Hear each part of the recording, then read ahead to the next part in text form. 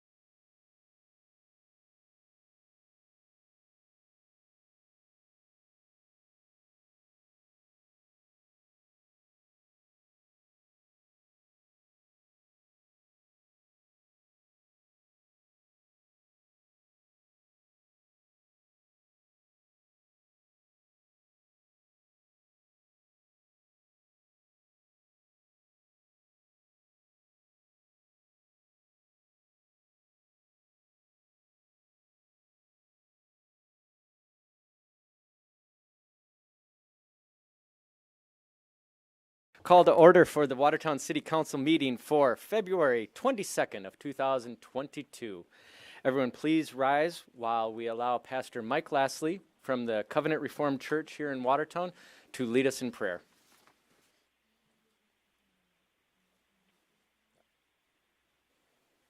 And just press the button. Okay. All right, very well. Well, let's start with just a small portion of Scripture here. I will begin with Psalm 1, part of the wisdom literature of Scripture. We pray for wisdom tonight. Blessed is the man who walks not in the counsel of the wicked, nor stands in the way of sinners, nor sits in the seat of scoffers, but his delight is in the law of the Lord, and on his law he meditates day and night. Let us pray. Almighty God, Heavenly Father, we gather here before you this morning, or this evening, and we lift this meeting up to you. We lift its members up to you, or mayor and the council members, and all those present. We come before you. Lord, we pray for wisdom. We know that you have made this world and everything in it, and you have purposed it, and you have ordered it, and you have placed each and every member here in their office, Lord, for your purpose, for the good of your people. We thank you for this meeting. We thank you for these men and women. We pray that you would bless them, Lord, tonight with wisdom, and Lord, to do their work, that they would be a blessing to those they serve. And Lord, we just ask you to bless them and lift them up to you tonight. In Christ's name, amen.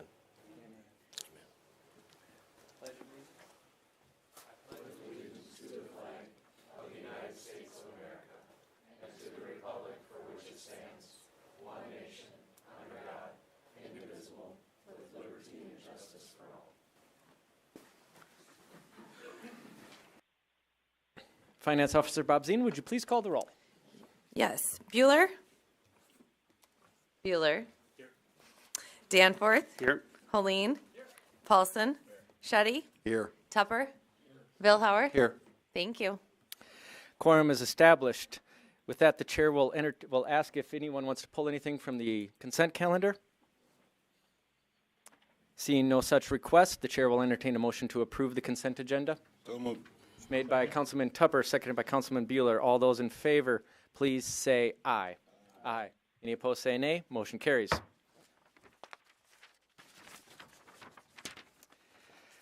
Now is the time for public comments. If anyone is here to speak upon something that is not on the regularly scheduled agenda, now is the time to do so.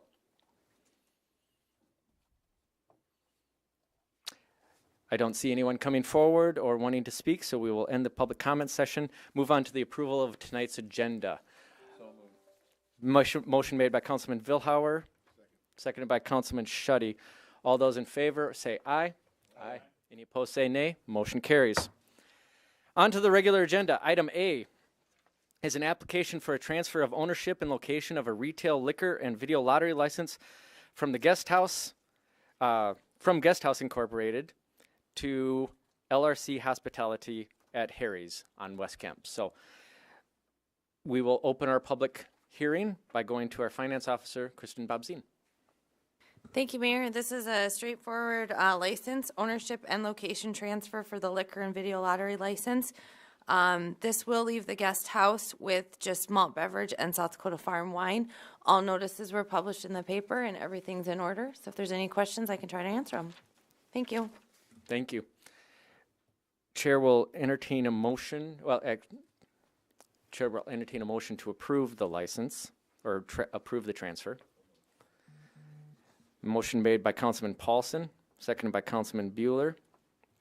And we'll open it up for our public hearing. Is there anyone here who would like to speak upon this issue?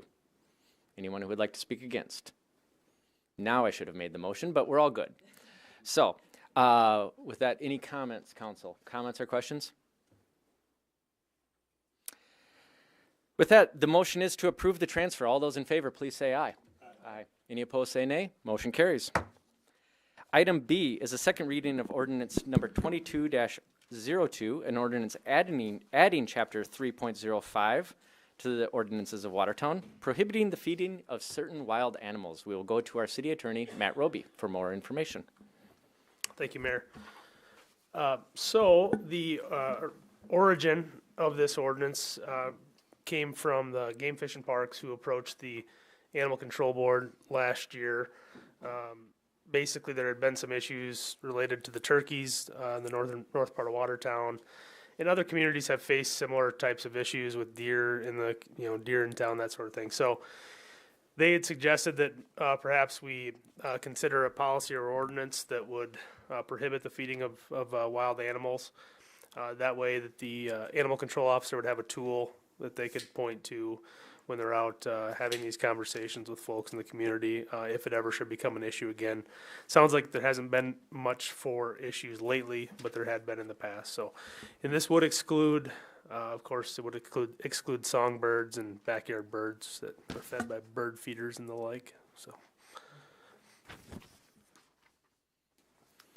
Thank you very much. Chair will entertain a motion to approve the ordinance made by Councilman Tupper, seconded by Councilman Schutte. Any comments or questions on this, council?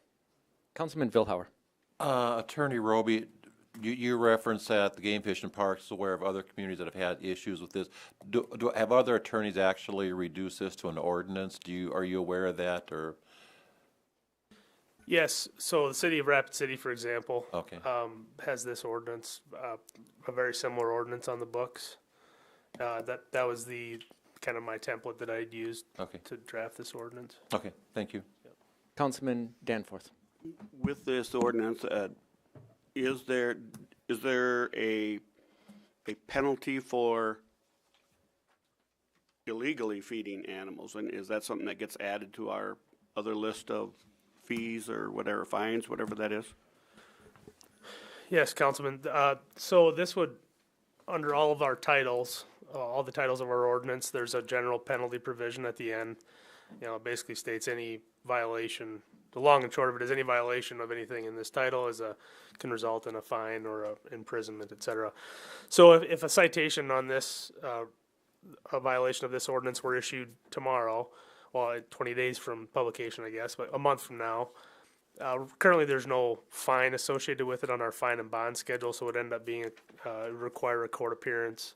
If it actually becomes something that they are regularly issuing tickets for, then we would consider adding it to that schedule so people can just pay the fine. But I don't think the intent Of course, there's always a possibility of a citation, but I don't think the intent is to go out and write a bunch of citations a month from now. The intent is to be able to point to something that says, "Hey, we have a rule against this, and it's creating issues." And really, I think that's what it's going to come down to: is that a neighbor will call and say, "Hey, there's been deer in our backyard for the last month because my neighbor's feeding them," you know. And so I think that's what'll play out. Thank you. Councilman Tupper. Attorney Roby, so that just basically gives the animal control a little teeth into his job so he can go out and work. You know, he's got something to reference to. And yeah, at least in this, is related to this issue specifically. So right now, there's just nothing preventing it. And so that's really the question, is whether or not we want to prohibit that activity as a city. Thank you. Any further questions or comments? Hearing none, the motion is to approve the ordinance. All those in favor, please say aye. Aye. Any opposed, say nay. Motion carries. Item C is a second reading of an ordinance amendment clarifying the applicability to time-limited parking and to city-owned parking lots. For this, we will go back to our city attorney, Matt Roby. Thank you, Mayor. This ordinance change arose in conversations over the last couple of years regarding downtown parking and in our city-owned parking lots, and I think there's going to be some changes that'll be coming with signage and that sort of thing. And we've always had this ordinance on the books where essentially no parking is allowed where signs indicate no parking is allowed. And that's always been read pretty expansively to include where it might say a time limitation or to include our city-owned parking lots. But it was always kind of a, maybe a little bit of a, not a stretch, but long story short, we just wanted to make sure it was clear that this ordinance applied to a time-limited parking spot as well as the city-owned parking spots, and not just where it says the words quote-unquote no parking, but where it also says, parking limited 72 hours, for example. And so that's what this would do. It would just make it a penalty in our ordinance that if somebody violated a time limitation on parking, it would also violate our ordinance. Thank you. Chair will entertain a motion to approve this. Motion made by Councilman Danforth, seconded by Councilman Schutte. Any questions or comments from this council? Seeing none, the motion is to approve the motion. Or all those in favor, please say aye. Aye. Any opposed, say nay. Motion carries. Item D is a second reading of an ordinance amendment regarding off-street parking and loading requirements. We will go to our Community Development Manager, Stacy Bungard. I was going to say it's like soon to be departed and we don't want to see you go, but we wish you well. So. Thank you so much, Mr. Mayor. So this is a second reading of an amendment to change the parking requirements within the city of Watertown. There's a number of changes, and the main goals are to provide for adequate parking, but reduce the requirements to match industry standards to avoid large, expansive, unused parking lots. Strengthen the parking lot maintenance requirements, and then provide some clarity on the surfacing requirements. So with that, I'd be happy to answer any questions. Thank you very much. Chair will entertain a motion to approve this amendment. From anybody. Councilman Bueller, seconded by Councilman Schutte. Any questions or comments on this, council? Blizzard is making people quiet tonight. All those in favor of approving this amendment, please say aye. Aye. Aye. Any opposed, say nay. Motion carries. Item E is the first reading of an ordinance amendment to the zoning map of the city of Watertown for a portion of M and Street, L subdivision, Millette and McIntyre addition, and Longworth addition, located at 320 Skyline Drive. We will go to our Community Development Manager, Stacy Bungard, for more information. Thank you, Mr. Mayor. So Robert Korth is the owner, and he has petitioned to rezone a couple of portions. The property currently has a combination of I-1 light industrial, A-1 agricultural district, and R3 multifamily residential district. And the petition is to rezone everything to I-1 and then proceed forward with a plat. So there could be some development at that particular time. Some of these are remnant pieces. I can try to show you a map here. Here's the petition. So this kind of gives you an idea. This is the previously vacated Skyline Drive here. Here's 4th here. Muth Electric is down here. And then Lions Park, of course, is over here. So here's an aerial view of it. It's an odd-shaped parcel. Again, there are some remnant pieces here. As you can see, this is a little tiny sliver of R3, and then there's this sliver here of agricultural district. But predominantly, the property is zoned I-1, and so it would be rezoning to I-1 for these 2 slivers here. Thank you. This is a first reading, so no official action is needed, but questions are encouraged.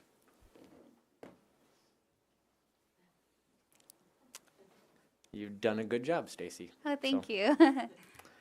All right. Moving on to item F then, is an approval of a construction change with Gray Construction for the Wastewater Treatment Administration Building, project number 1917. We'll go to our city engineer, Justin Peterson. Thank you, Mayor. This is the final change order for the wastewater treatment facility admin building. It includes some relatively minor cost additions, things that come up during construction, and then also the change order also adjusts the time. I'll back up just a little bit. The project ran over the substantial completion deadline, and after discussing with the contractor and the engineer, there's some days that the contractor took for extra work and some weather and some COVID delays and other things that come up during construction. So this change order adjusts the final completion date, but it still leaves liquidated damages of 35 days, which equates to about $50,000. And then there's allowance that was part of the contract, and we didn't use it all. That's for testing furniture and then IT audio stuff, and that's a credit of about $82,000. Overall, the change order decreases the contract amount by $126,100. Oops, sorry, wrong line. $125,000, $543. With that, I'll take any questions. Thank you. First, the chair needs a motion to approve the change order. Made by Councilman Villauer, seconded by Councilman Tupper. Now, are there any questions? Councilman Tupper. Engineer Peterson, where was this? This is quite a bit under original budgeted, right? Before this, what was the total budgeted? You remember? The total budget? Yeah. $5 million in it. Yep, thank you. Councilman Villauer. Just a comment in light of what was budgeted. I mean, the timing of this couldn't have worked out better in light of what we've seen since this time. So we were very, very fortunate to get this job done at the price that we did. Any further questions? The motion is to approve the construction change order. All those in favor, please say aye. Aye. Any opposed, say nay. Motion carries. Item G is an approval of professional services agreement amendment for construction administration services associated with the Watertown Regional Landfill Cell Number 7 with Houston Engineering Incorporated. I believe I have 2 names down here, but we will go to our city engineer, Justin Peterson, first. Thank you, Mayor. This agreement is a construction admin for services for the landfill Cell 7 project. It's out for bid right now. About a year ago, the design bidding portion was approved, and that amount was $5,000 or 55,400. The CA portion is 126,100. The current project estimate is 2.1 million, so the CA is about 6% of the total cost. City has been awarded a 400, not quite a 400,000 grant, and then the city is also applying for a loan to cover the project. With that, I'll answer any questions. Thank you very much. Mike, did you want to say something? Just identify yourself when you speak. Mike Berger, Superintendent of Wastewater and Solid Waste. I'm just here to answer any questions that you have. Perfect. Thank you. The chair will entertain a motion to approve this amendment. Made by Councilman Bueller, seconded by Councilman Paulson. Now, are there any questions or comments on this? Councilman Danforth. Point of clarification, is the other agenda items indicate whether it's an increase or decrease? This one does not. So it is an increase to the contract amount, correct? I just want, so the public is aware of that versus getting into the. Correct. Any further questions, comments? Seeing none, the motion is to approve the amendment. All those in favor, please say aye. Aye. Any opposed, say nay. Motion carries.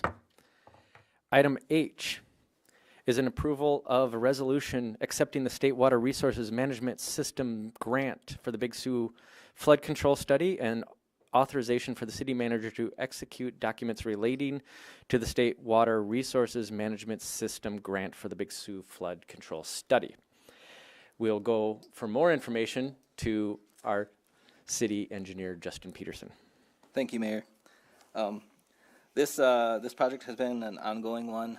Back in 2015, the city, or the Corps of Engineers, approached the city to fund a feasibility study for a flood control study, and at that time the city committed to half the cost and then requested assistance from the DENR, which is now the DANR, and for half that amount. Over the course of the next step then would be for the Corps of Engineers to do that study. But the Corps of Engineers have, they're dependent on the funding and priorities of the federal budget. So over the 6 years, that study hasn't been done. The grant expires in June, so this is essentially a renewal of that grant amount from the DANR, and this motion would then allow for the city manager to sign the documents needed to keep the project moving forward. Thank you very much. Chair needs a motion to approve this resolution. Made by Councilman Danforth, seconded by Councilman Tupper. Questions or comments from the council? Councilman Vilhauer. Thank you, Mayor. Justin or Amanda or whoever wants to speak to this, we've been saying, I thought it was longer than 2015, but if that's the year, fine. I mean, it's been every year since I'm on the council. I know that we've discussed this. And we've seen that same $900 to $1 million for a feasibility study. What if, I mean, I got to believe by now that study is going to be a lot more than that. Or is the Corps committed to that amount? And I guess if not, I mean, do the proportions stay the same? Let's say it's all of a sudden $2 million now. Are we still liable for a half of a half? Hear my question, because so much time has elapsed since we've first seen these numbers. Well, the short answer is that the city would be responsible for half the cost, and then the DNR has, about almost $250,000 grant. So whatever the study, the cost from the Corps, then any additional, I guess, would be the city's cost. Is that making sense? Yeah, so we'll still get the same, I mean, we'll still get the same percentage benefit, but the cost could be more than what we originally were told it might cost. Yep. Okay, so I see some heads nodding here, so I would assume that's the case as well. And okay. Councilman Danforth. Well, I'm going to tag a little bit on Glenn's comment or question. So in essence, as we are authorizing the city manager to sign this contract, we're kind of allowing for a blank check in that amount, correct? Well, this is accepting the grant dollars from the DANR. But if we accept the grant dollars and the other dollars, the actual cost comes in significantly higher, we're going with it no matter what? What are we, No, we'd have an opportunity to send the back grant dollars out back? and I mean, send the that's, grant dollars okay, back. so this is to accept the grant dollars. At which point are we gonna find out then what the projected total cost is? Some of that's related to the federal government and them getting their collective act together. Who knows when that will happen? That's very And that's political. been the history with this in general, is waiting for the federal government to allocate their portion of the funding. I had a conversation with Senator Sioux staff shortly after I started, and they had high hopes that it would be included in the fiscal budget that was approved or was supposed to be approved in October. I haven't heard any more if those dollars came through or not. Okay. So we're sort of in a holding pattern until the federal budget gets figured out. Okay, so here's my original question. When this is done, what happens to this, and what does that mean to us? It seems like forever we've had and talked about studies, and we've had studies, and I don't know how much has been done in regards to any flood control on the Big Sioux River. So when this is said and done, no matter what the cost is, what do we do with it, and what happens? What does that mean for Watertown? The study from the Corps will, I guess, look at options, whatever those options may be, for flood control, and each option will have a cost associated with it. And then when, at that point, then it, I guess the city council would decide which options that would be funded. Is that satisfactory, Councilman? Councilman Bueller. Thank you, Mayor. I'll kind of reiterate some of the things the city manager Mac just brought up. We had a discussion with, I also was involved in a discussion with Jennifer Heeb, Mike Rounds' representative and peer last week. I just think this is a hugely important issue for Watertown. This is something that we really got to put emphasis on and do everything we can to try to get this thing moved forward. And unfortunately, I think this has fallen into the abyss of the federal government trying to get this study done. And we can't really do much, and we won't know much about how much it's going to cost at the end of the day. If I was a betting man, which I kind of am, I'd bet money that it's going to be, hey, let's do Mahoney Creek Dam, you know.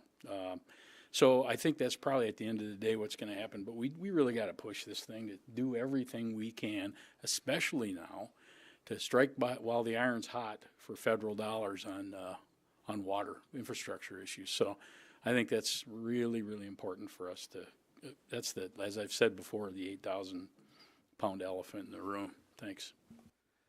Would anyone like to speak before Councilman Villar speaks a second time? Councilman Villar. Just to follow up on what Councilman Bueller just said, I had the same conversation independently with Senator Rounds' staff last week, and she said the more we can keep rattling the cage, that it hopefully get some results. But I agree with you too that this study is critical to find out what our options are, because you know we've been talking about this for years and years, decades, and not much is happening. So yes, now is the time to hopefully move forward. I do have one question concerning the study itself, though. Again, as I recall, the Lake Campesco Water Project District is also committed to paying for a part of this study. Is that still the case, or am I mistaken on that? I thought they were committing some dollars too to help us pay for our portion of the study. Can anyone speak to that? We can verify. Okay. I don't think we have none of us know, so we'll look into it and let you know. I was saying that half of whatever our half was, they were going to kick in some significant dollars too, so I don't want to be speaking out of turn for them, but that's my recollection on this as well. Thank you. Councilman Paulson. Thank you, Mayor. I think I do remember that too, Glenn. So I do think that you're on the right page. I just don't know how much they actually committed. Any further questions or comments? The motion is to approve the resolution. All those in favor, please say aye. Aye. Any opposed, say nay. Motion carries. Item I is an approval of professional services agreement with Confluence for construction administration services for the Watertown Foundation Downtown Plaza. City Engineer Justin Peterson, please enlighten us. Thank you, Mayor. This is the construction administration agreement with Confluence for both the alley and the downtown park project. The alley portion is roughly $54,000 set aside for that project, and the remainder, which is $98,926, is set aside for the plaza project. Infrastructure design and associate consulting engineers are sub-consultants to Confluence, and the total CA contract is $152,920, which comes out to be about 5.9% of the project costs. With that, John Jacobson and Chad Hanisch from IDG are here to answer any questions. All right. Please just identify yourself before speaking. Or are you here just to answer questions?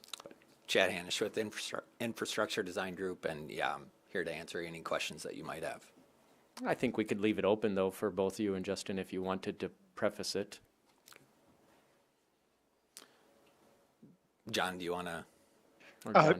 Sure. Hi, Mayor John Jacobson with Confluence. Came up last week at the informational meeting for council, walked through a memo kind of explaining construction administration services and how they work in conjunction with the design services that we were under contract for.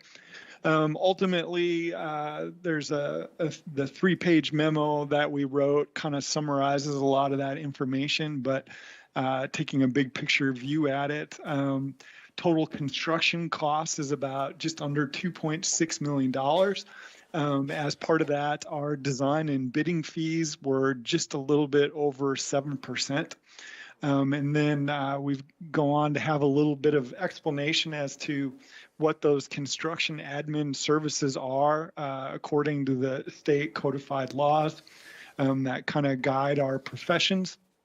And then ultimately, kind of under part number 4, goes on to explain kind of what the typical regional standards are for design and bidding services and construction admin and construction staking services. They typically range from anywhere from 8 to 10% for design and bidding and 8 to 10% for construction administration and construction staking. So kind of going through the admin proposal, as Justin mentioned, for those services, we're just at a little bit under 6% in total for the construction cost. And then this between design and bidding and CA services relative come in at 12.6% compared to the total project cost. So we sat down with council and also with Justin to work through some potential deducts from those services if the city so choose to do that. And that range is anything in from reducing the site visits to the construction site and having city staff do that to not producing some record drawings, which are typically included as part of CA services, to doing not completing a final inspection and letting city staff do that. So giving enough options there that if the city so choose, they could reduce our proposed services by just about half.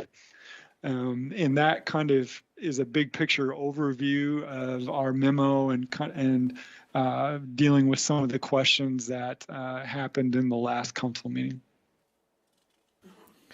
Thank you very much. Chair will entertain a motion for the approval of this agreement.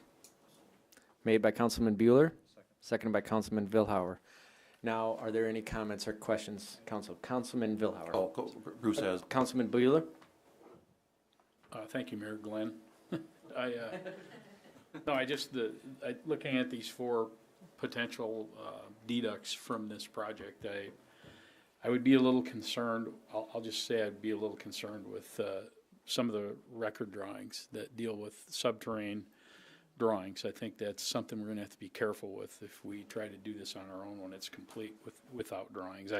The other ones, the other points, the completion inspections, I think I would ask the engineering staff if they have the capacity or the capability to perform those duties. Well, if I may. City Engineer Peterson, go ahead. We certainly have the capability to do it. We've been short-staffed, I guess, for almost 2 years now, so I kind of worry slightly about the timing potentially of construction activities and staffing, but I think we probably could handle that in-house. City Manager Mack had something to say about this as well. Thank you, Mayor. I'd just like to comment that this is a not-to-exceed contract, and some of these deducts could be dealt with as we get closer to the project and as we maybe understand our staffing levels, a little better, and workload. So, it's not to exceed the $152,000. We can certainly work to reduce that as we get closer. Councilman Villauer? Actually, Manager Mack and Councilman Bueller actually said part of what I was going to say. I was going to ask Engineer Peterson too, because we had the conversation last week at our work session about the ability of our staff helping out. So you already answered that. And then Manager Mack pointed out this is a not to exceed contract, and we are being billed on an hourly basis, correct? So we can control that to some extent. But I will say I want to thank you, gentlemen, for making an appearance last week at our work session, because I think that was very helpful in explaining, where your numbers were coming from. And so some of the objections that I raised a couple of weeks ago, I'm okay with now. So I want to thank you for your time last week. Thank you. Councilman Paulson. Thank you, Mayor. I also want to thank you guys for your time last week and being here yet again today. Obviously, this was a little touchy at the last council meeting. That's why we pushed it off until tonight. I do still have some concerns on the percentages that are being proposed, and I understand that this is just a not to exceed, and that these will probably change before the end of the project. 31% on the alley seems very high to me, especially after we just had one for our landfill at 6% of the total project cost of approximately the same project total project number. So that does concern me a little bit. I know that this one's probably a little more labor intensive, but I just wanted to point those out, and I hope that we can reduce this by utilizing staff a little bit more going forward. Any further questions or comments? Hearing none, the motion is to approve the agreement. All those in favor, please say aye. Aye. Any opposed, say nay. Motion carries. Thank you. Item J is an authorization to bid the renovation of the former Wells Fargo building to become the new City Hall. Before we go for more information, the chair would like to use some privilege and just say that to the people of Watertown, this issue seemed to have become a little bit contentious lately. I think it's partly in result of a lot of us have been working on this for a long time, and I will fully admit that I have been delaying it. So to the extent that I have created rising tensions, I apologize for that. I want to remind everyone that in this chamber we are respectful of everyone's opinion. And in this case, after talking with all of the councilmen and a lot of people in the community, I can say that we're all on the same side. We all love Watertown. We all want what's best for Watertown. That does not mean that we all agree on what is best for Watertown. That's part of our job. We're elected for that reason. So we can have different viewpoints but be on the same side. We have great stuff going on in Watertown, and regardless of how you feel on one issue, whether or not it's this one, it's still going to be a great town and a great community to live in. I want everyone to remember that. So with that, for more information, we'll go to our city manager, Amanda Mack. Thank you, Mayor. Just wanted to provide a little bit of background and timeline on the current project. Typically, we don't ask the council to authorize bidding projects that have been budgeted for and planned for, but we thought with the public nature of this, it was important to have the discussion before we ask our architects to spend any more time and resources on getting that ready. So just a little history. The city purchased the Wells Fargo building for $1.3 million on November 16th, 2020. And approved a contract for architecture and design services with TSP December 7th of 2020, and we closed on the purchase February 26th, so just about a year ago. In early 2021, I don't remember the exact date, I think Kristen can tell us, the council bonded for $15 million, sales tax revenue bond. $2.5 million of that went to the 10th Avenue North reconstruction project. $7.5 million is slated for the street maintenance facility, and $5 million is scheduled for the City Hall renovation. The initial design provided to us by TSP included council chambers located in the basement. And after I came on board and after some discussions with council and staff, we did a workflow exercise over in the building to really map out where people needed to be placed and where the council chambers should be housed. We amended our agreement with TSP late last year to add council chambers as an addition and move it out of the basement. I've given you 3 sets of documents. The first is dated July of 2021. That's the initial estimate with the council chambers in the basement from TSP.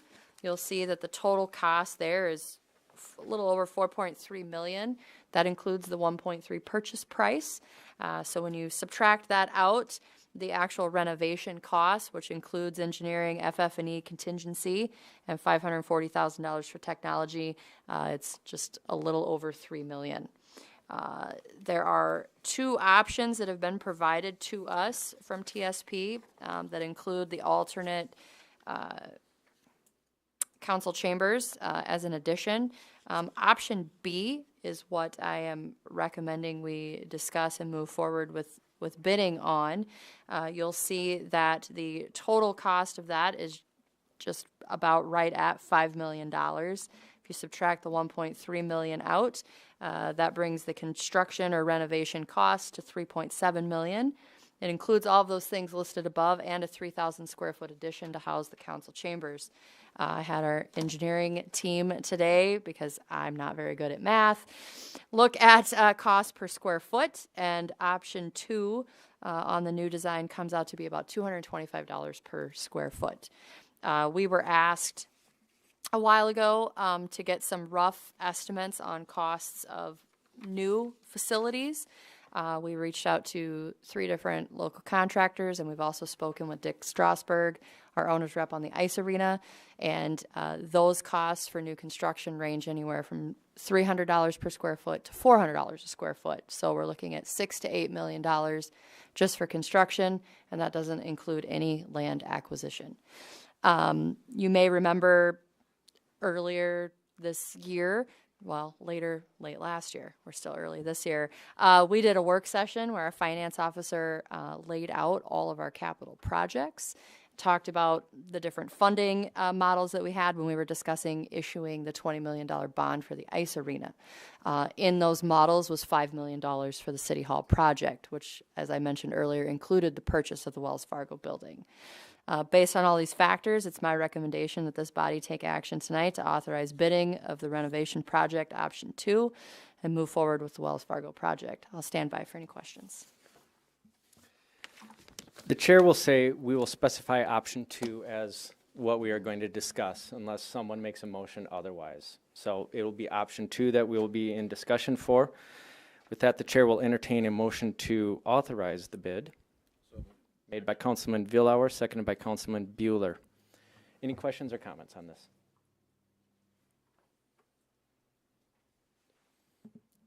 I'll start. Councilman Paulson? Thank you, Mayor. As many are aware, I've already made comments publicly on this multiple times. And I'm not ashamed of it.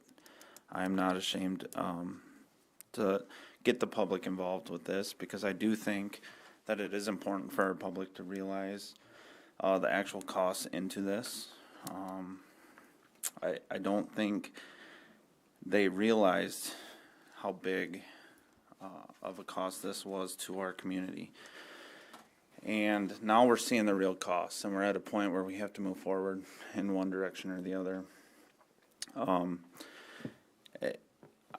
I do have some poll numbers, and of the almost 200 people, just under 200 people that were polled on KXLG's website, 153 said that they would rather sell than renovate at this cost. And the other one was about 50-50 split if they cared if it was downtown or not.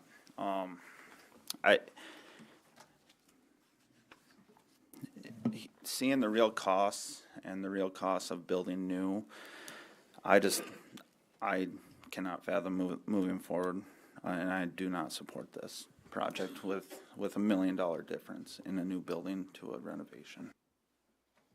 Thank you. Councilman Tupper. Before, excuse me, before I was on the council, I'm going to pass. Sorry about that. Councilman Danforth.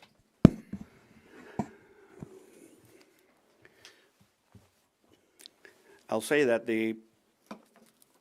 we don't know what our real numbers are. Let's be honest. We don't know what they are. And every day that goes by, it seems like we're in a higher probability that those numbers go up based on what's happening out in the real world. The only way for us to know this is to go out and see what those real numbers are. And in the case of the Wells Fargo building, we've done a vast majority of the work that gets us to the point where we can go out for bids. And so what little additional costs would be in that to know a firm number to make a good decision versus swags, and that's what we've gotten so far, I think it's worth our time to do that. And I also believe that we need, simultaneous to that, we need to go out and we need to do probably more work in regards to what real costs are out there. Because people that I have talked to that have done projects, I haven't talked to anybody that has come in on budget or under budget. And so I'm a detail guy, so I want to see the numbers. I want to get them as real as I can so that we can make a good decision. And it serves, in my opinion, it serves no purpose for us to not take a look at that, what that number is on real costs for renovation, so that we can compare them to what I'd like to think might be some better numbers in regards to real construction. The difference isn't $1 million if you look at it between 8 and 5, or what if the number is really 4 and 8? Then your difference is $4 million. And the question I have then is, if we're not going to do the Wells Fargo building, for those that are in opposition to it, what is your plan?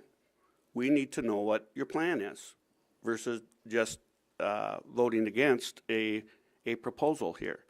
So I would ask for those details. What is the plan so that I know what I'm voting for? So with that, there's no downside to this other than we see some numbers, and at that point we know they're real numbers. That's all upside as far as I'm concerned. Councilman Villauer. First of all, I want to thank you, Mayor. I'd like to ask a question. I guess I'll address to our city attorney. I mean, if we go out for bids and the numbers just come in to a point that we just can't stand them, we've got the right to reject any and all bids, right?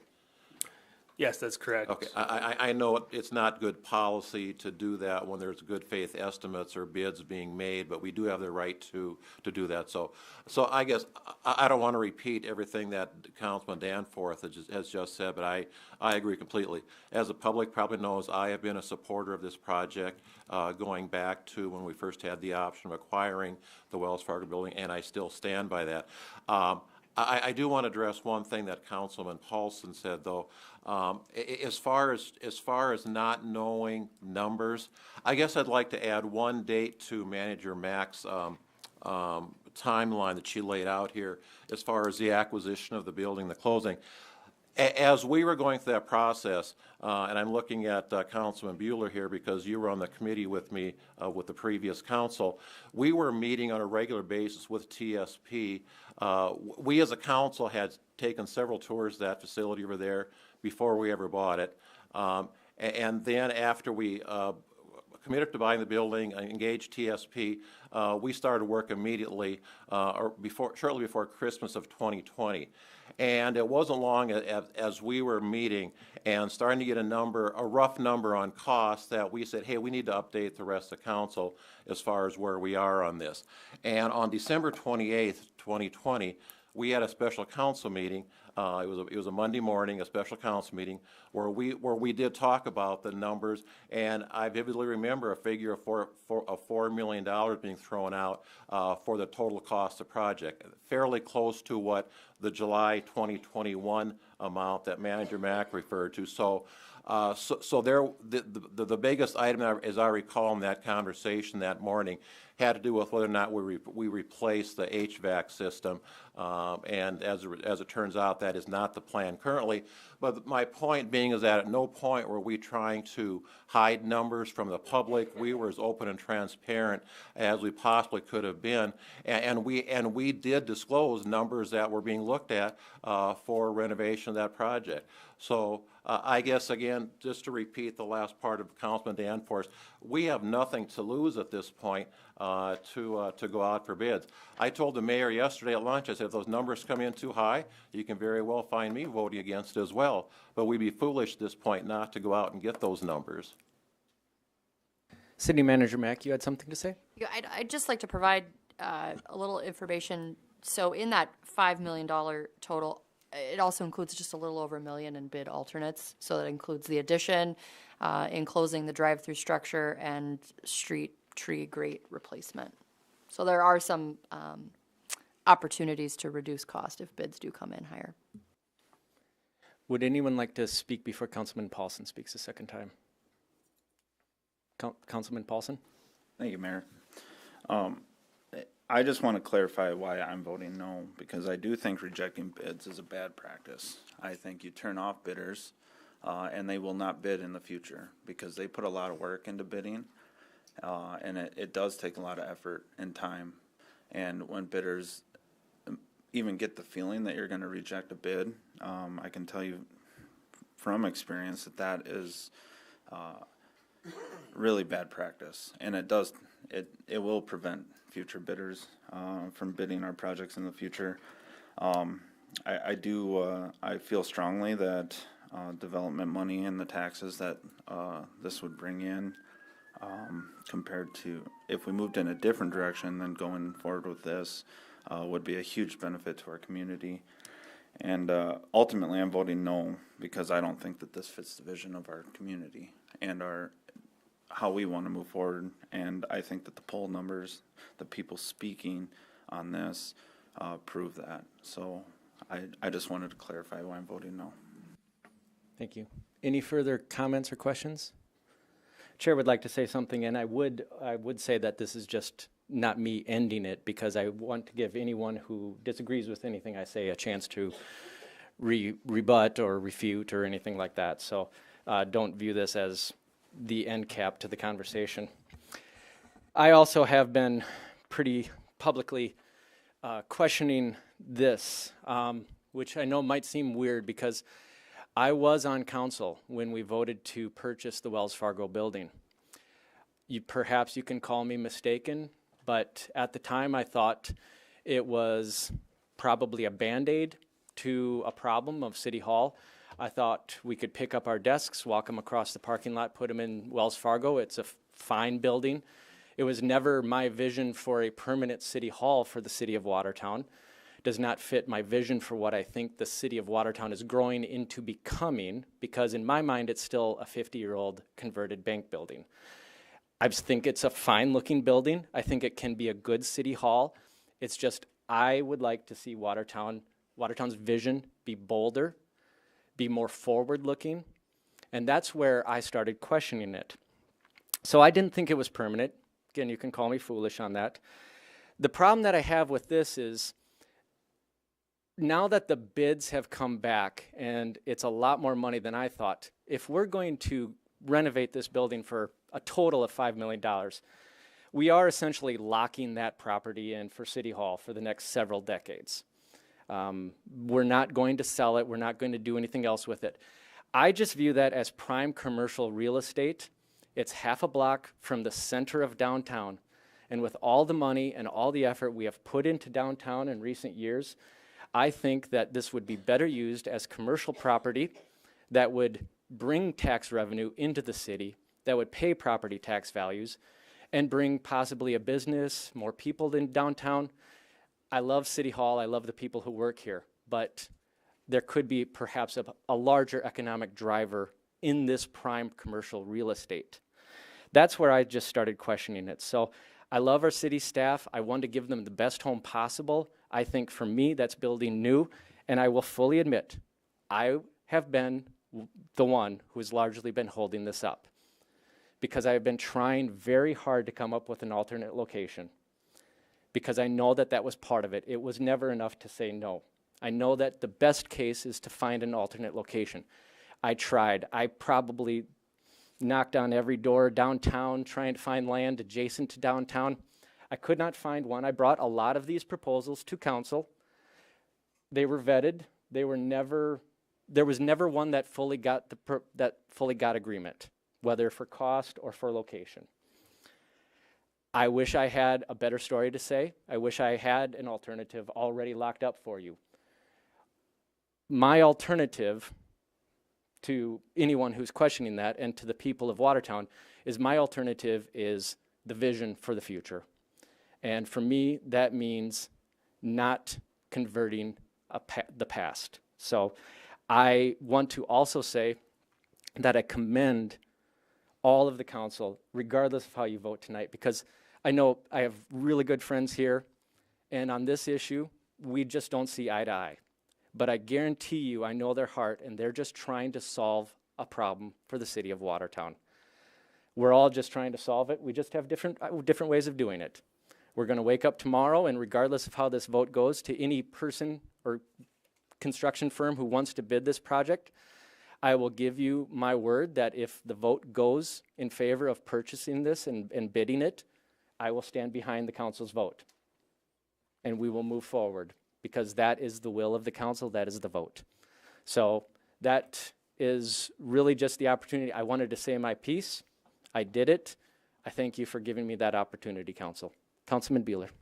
Thank you, Mayor. First off, I want to say I appreciate everyone's comments. I think it's right for us to challenge things and ask questions. I have been involved with this project from the onset, back to before when this building was purchased. I think there's been an appetite for a new facility for at least 6 years, probably more than that. I'll disagree with our esteemed mayor on the Band-Aid part. I think more of this as an opportunity than a Band-Aid. Keep in mind now that we have spent about $170,000 on architect fees for this, plus the countless hours from our staff and some of the council folks here. I think we can provide a very nice facility. I do have some background in construction. I had the opportunity to, which every council person's had multiple opportunities to walk through this facility, but I did actually even get up into the ceiling of this place. I don't see anything, there's nothing wrong with the bones of this structure. We've got structures all over our community that are well over 50 years old that have been renovated. The Goss, look at how old that thing is. We put how many, $5 million the community put into that facility. It's a great place. I do think that the time we've spent, and I'm going to say it, jacking around with this thing, we have cost this community probably, I'm going to venture to guess, close to $500,000 in costs that we're going to incur because of inflation and the cost of construction that we've seen. I think it's absolutely accurate that it's more like $350 to maybe $400,000 a square foot right now. That being said, that's going to get us in that $6 to $8 million to build new. Still got to have a parking lot. Still got to buy land unless we own it.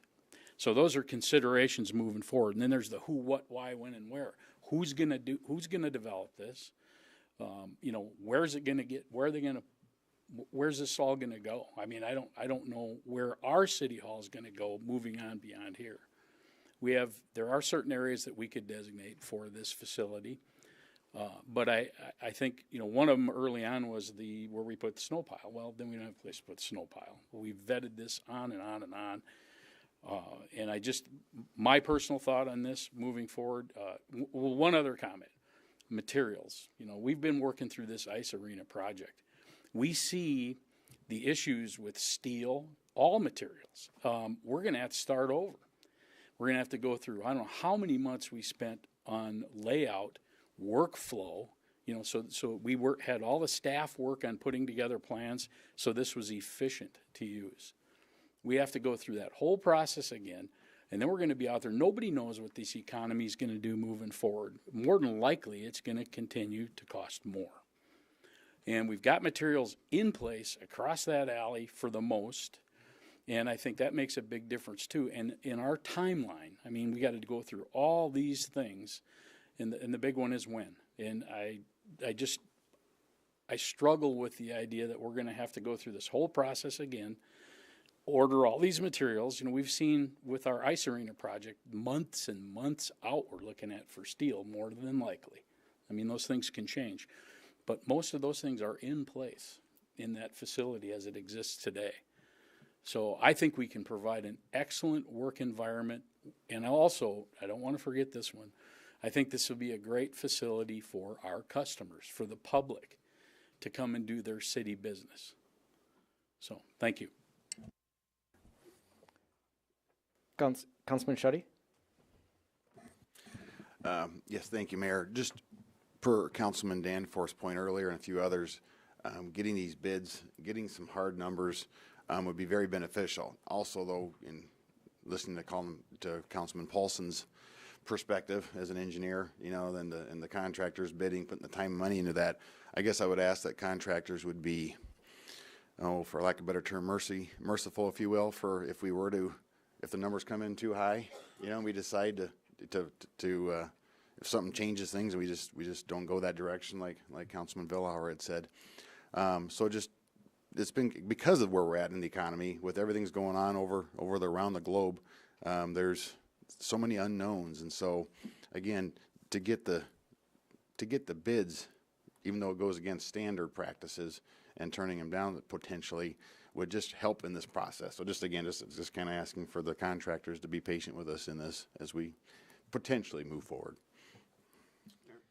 Councilman Tupper, did you want to speak? Councilman Danforth. Well, the bottom line with this whole project and any of these projects is money. It's all about money. And if we just had an abundance of money, we probably wouldn't have bought the Wells Fargo building, and we would have just long ago went out and secured a spot, and we'd have built a city hall long time ago. It's been on our need list. I'm going to call it a need list, not a want list. It really is a need list. This building has issues. We go through a lot of them. It's not a good product for our people, and it is not a good product for our employees, and we've got issues. And so it is a need, and I think that is important. But we have a number of projects right now that in this current environment, we do not know what those costs are going to be when the dust settles and those projects are done. We've got the airport. That's going to be done. That terminal should be done sometime in midsummer-ish or something like that. So we'll have an understanding with that one. But by that time, we're just starting the Uptown Park, projecting where that's going to end up. We've got the ice arena. That's the big monster in this, just because of the size of the project. We got the street department, and then there's others that we really haven't talked much about. And one is what happens to this building. If it doesn't get sold, then we've got costs that's probably in the neighborhood. I'm just going to throw a number out, another swag, probably $500,000 to get rid of this building and make a parking lot. Which not the end of the world, but we haven't talked about those numbers, and those numbers aren't in any of our capital planning.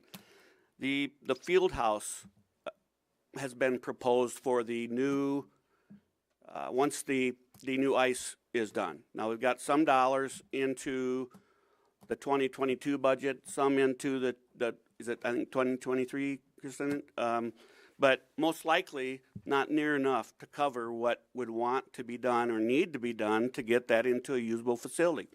Where are those dollars going to come from? So I look at it, had a long conversation today with Finance Officer Bob Zine, and I said, what if some of those other projects come in over budget?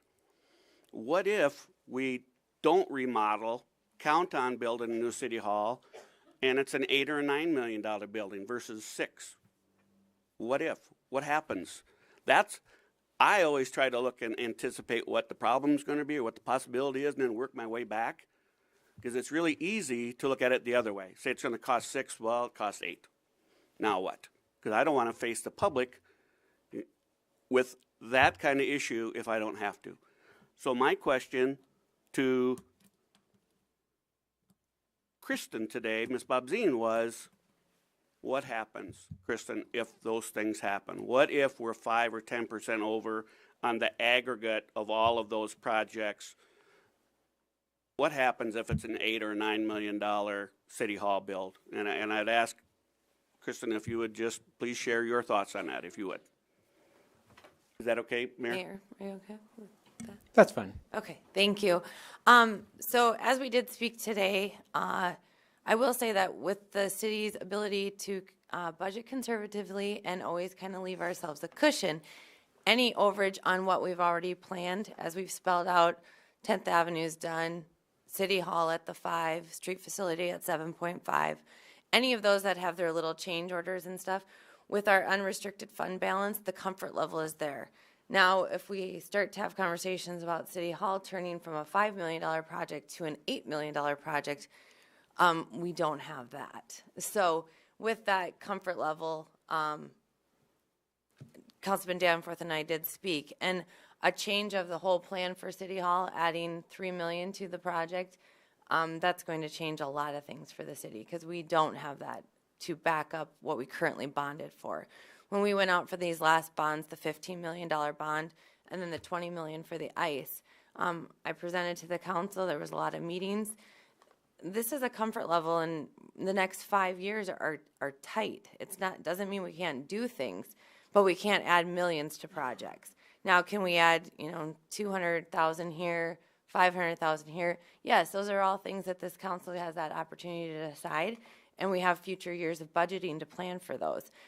With a very healthy, unrestricted fund balance, I find comfort in that. But no, I think to change course with millions, no, I don't think we have that ability at this time. So with that, either numbers need to come in within what we've already planned for, or we've got to change priorities or change what our definition of what we're looking to buy or have done. That's our only options at this point. The general public doesn't get down into that nitty gritty. If I was in the general public and say, do you want to build a new one or do you want to renovate the old one? I'd probably say build a new one. But the difficulty is how do you pay for it? That's what our job is to be responsible, and not only in building them, but running them. And luckily, the number of the projects we're talking about, like City Hall, really isn't going to have a big impact on our O&M budget. It's all about capital at this point. So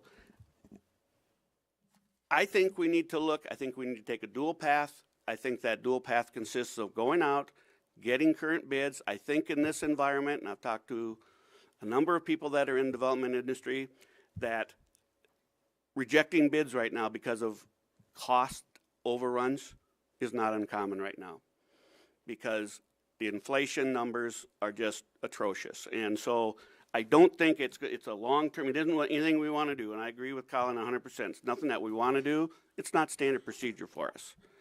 But in these times, it happens, and it's happened more and more right now. So I think we take a dual path. I think we do more homework on what a new one would cost, and I think we go out and see what the renovation would be. Councilman Bueller? Thank you, Mayor.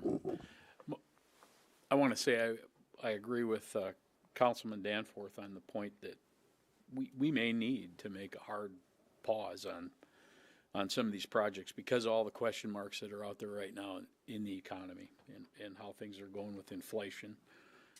It's more than we've seen in many, many years. And so I agree, we definitely need to do that. I do want to say, though, that just on the point I heard, and I know we're kind of maybe getting off course here a little bit because I think the vote is to agree whether or not we want to go out for bid on this project. But I will say that I believe that this footprint where this facility is, I don't know that there would be much demand for this building, but I do believe there is value in this property. And I think we may be underestimating this footprint and what it might be worth. You know, we can make the assumption, but I'm not a realtor, I'm not a developer, I don't know that. And I don't know that we've really advertised or publicized that or work with any type of real estate personnel at this point. But I think there may be an opportunity for us to sell this building for, or this footprint for more than we think. Thank you. Just a comment, Councilman Mayor. Villauer. I think we've all had an opportunity to speak. I guess I'd like to call the question on this.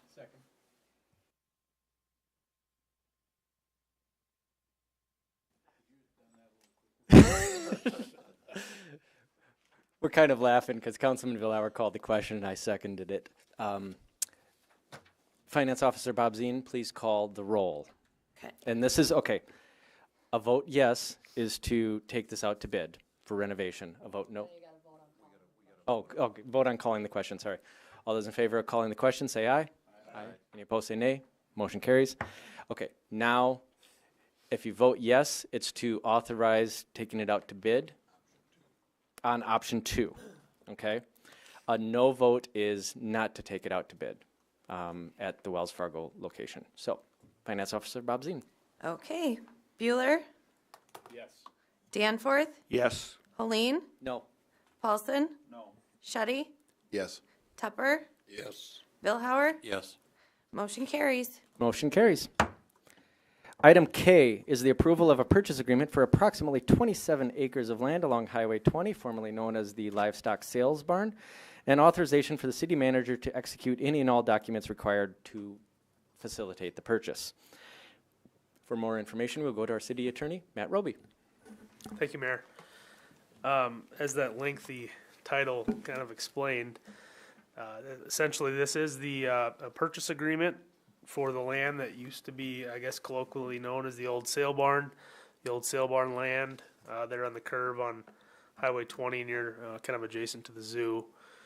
And this has been identified by the consultants and staff in discussions about the future street facility, that this would be a kind of the most advantageous location currently available for this facility. So we negotiated this purchase agreement you see in front of you here, and it's a little bit different in that this has been fully executed, and a contingency of the agreement is your approval tonight. That's simply because of the kind of the nature of one, the seller consists of about 8 different people, and 2, just they wanted to get those signatures inked as quick as possible. But again, you have full discretion to say no tonight. This is a contingent purchase agreement. So the last thing I'll say is that it appears that it's going to be roughly 15 acres that'll be required for the street facility, and this again, this is about 27 acres, and so I think there's going to be some opportunity for us to perhaps working with the Watertown Development Company, maybe sell off some of those frontage lots depending on kind of what we need and kind of how the final layout looks, and so there'd be a chance to recoup some of this purchase price with future sales of lots at that location. Thank you very much. The chair will entertain a motion to approve this purchase agreement. Made by Councilman Paulson, seconded by Councilman Tupper. Any comments or questions, Council? Councilman Villauer.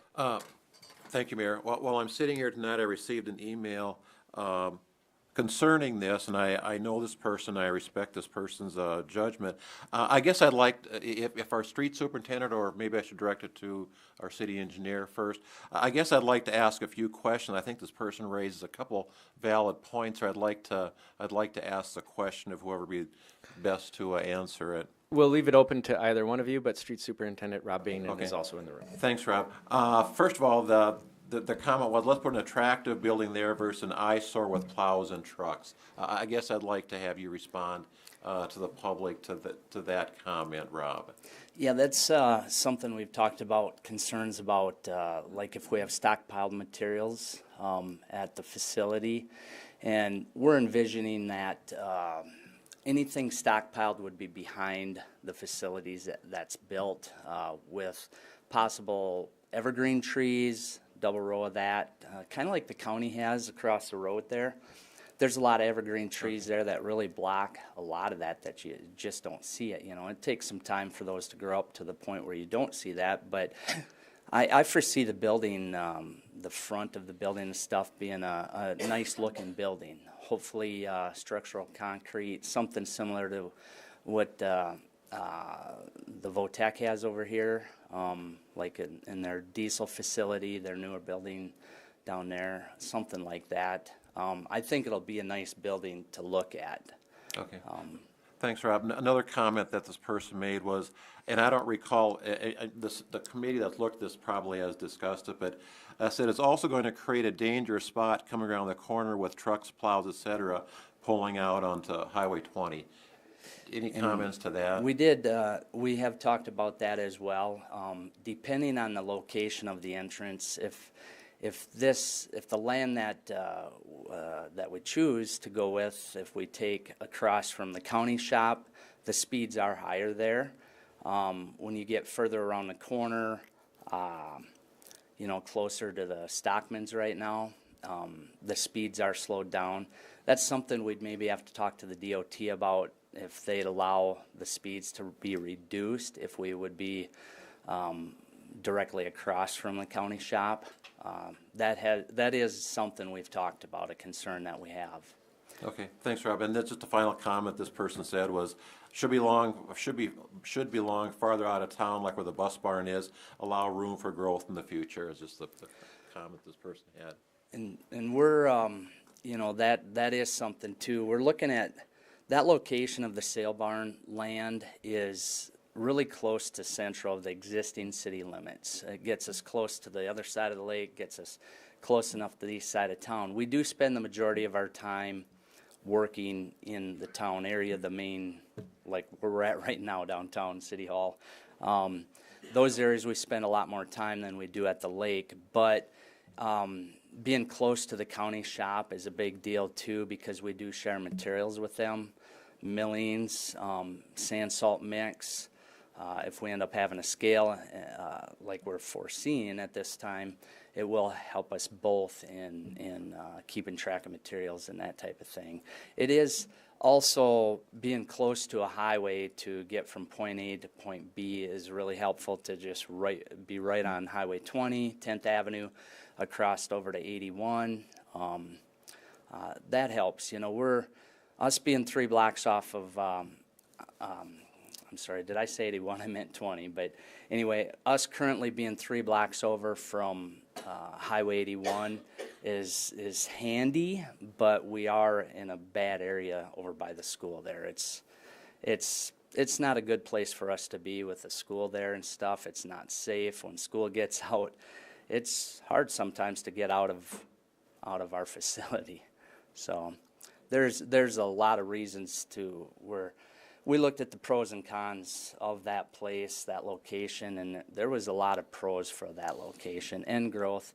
We're planning that this facility will handle us for out to 75 years with growth. Having a place to stockpile materials is going to be huge for us because, as you know, we're stockpiling throughout town. FD2 out by Derby Downs is one location that we really don't want to stockpile stuff, and we're going to be able to move material and hide it in the back.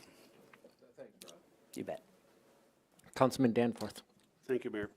And I'm just going to, if I can, pose this question to Attorney Roby. Two questions. One is, there's 27 acres. Are all of them developable? Are there any slough issues or flood zone issues that would prohibit development? And then the second question is there any, and I didn't read the purchase agreement, anything in there in regards to any soil studies for maybe chemicals or rubble, buried rubble? I would invite city engineer Justin Peterson to maybe chime in on this as well. We did talk about this. I did pose the question to him because that was originally in the letter of intent. We did describe maybe a period where there was some testing that could be done, et cetera. And it kind of, it doesn't sound like there's any concern at that site for any sort of testing that would preclude us from moving forward with the purchase. As to the water aspect, I think that there is some drainage in the back. It would be the west part of the lot. I don't believe it's substantial, and so I don't have very specific answers for you there. I recognize, and I could certainly we can certainly follow up on that. They were just, yeah, I would hate to see us being right in the middle of it. I can look at an aerial view on a GIS or whatever, and you can't really tell. So I just didn't know if those had been looked at, addressed, that type of thing. So. No, they have not. Has not specifically been inspected at this time. We could, if you'd like, we could add back in a contingency to the agreement if you make that a part of a motion tonight to do some sort of environmental inspection to the property prior to closing. Councilman Danforth. Wouldn't that? It seems like that would be normal or standard procedure. Once spring hits or something, that we can see what we're actually all buying, and if there is some plan for some type of soil analysis or that we would take a look at. I think that would be a good piece to add to the purchase agreement as far as the contingency goes. When are they looking? When would they want to close by chance? Well, that's part of it too. That of course they'd rather want to close as soon as possible, right? Again, my original proposal to them included a 90-day period where we could do environmental testing if we so chose, et cetera, et cetera. And again, I ran it by the engineer here, and it just didn't seem like there was much concern for the site. But again, I just want to make sure we don't just put a contingency in there and not actually do anything. So if we would have to probably hire somebody to go do some sort of testing, or we would have to actually, or maybe it's just an eyeball test. I'm not sure what direction we want to go there, but I'm open. Obviously, I think that the council can certainly make any sort of contingency part of their motion. I don't want to interrupt anyone, but City Attorney Roby, would you comment? Would that interfere with our closing? I mean, I guess it would take it back into their perusal for accepting or not our amendment. Would it interfere with the purchase? Potentially.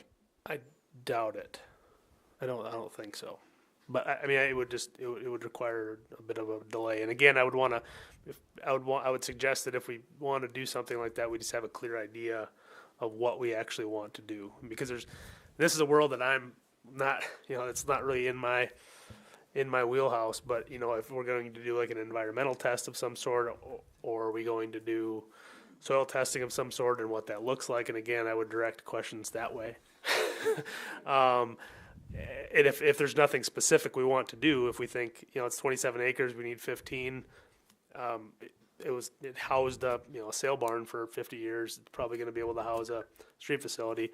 If we're comfortable with that, then maybe we don't have a contingency. If we want to do something like that, I would just suggest that we specify exactly what we want to do. And again, I don't know what I don't know, so Councilman Paulson? Thank you, Mayor. I'm just going to throw this out there because of the previous discussion. Have we ever looked at possibly sharing a building with City Hall? Cost sharing on buildings. You mean street department? With street department. Yeah, because you said City Hall. Yes, both. Oh, okay. At the same time, I think that there would be a substantial cost savings instead of building 2 brand new buildings.